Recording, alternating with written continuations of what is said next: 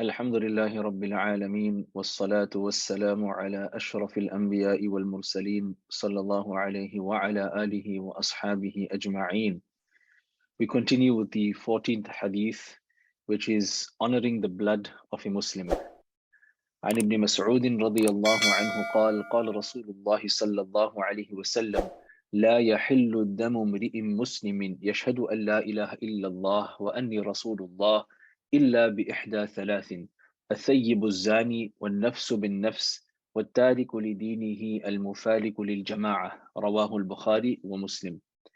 Hazrat Abdullah bin Mas'ud radiallahu anh narrates that Rasulullah sallallahu alayhi wasallam has said, "It is not permissible to spill the blood of a Muslim who bears testimony to the fact that there is no God but Allah and that I am the messenger of Allah, except in three instances: the married person who commits adultery, a life for a life, that is, in exchange of murder, and one who forsakes his religion and separates from the community."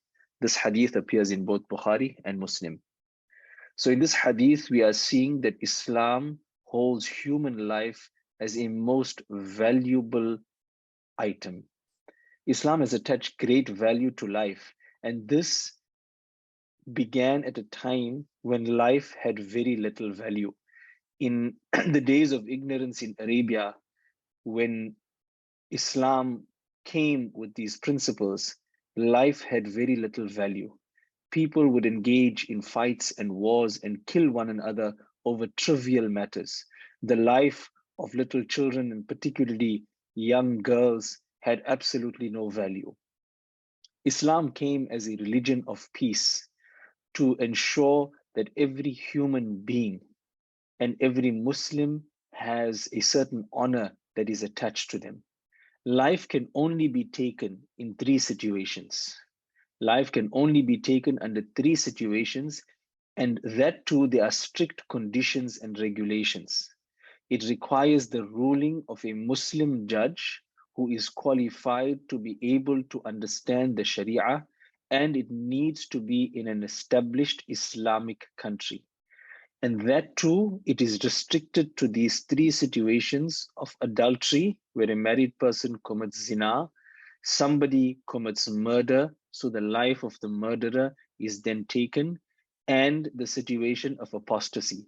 But again, it can only be done under strict conditions and regulations. Each one of these crimes that a person commits have certain conditions attached to them, which will allow a qualified Muslim judge in an Islamic country to issue a ruling that the life of such and such person can be taken for these crimes.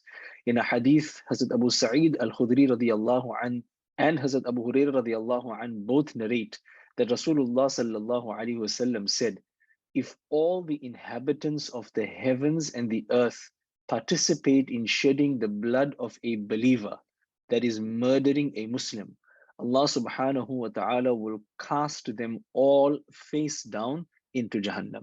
May Allah subhanahu wa ta'ala give us the correct understanding. وآخر دعوانا أن الحمد لله رب العالمين سبحان ربك رب العزة عما يصفون وسلام على المرسلين والحمد لله رب العالمين.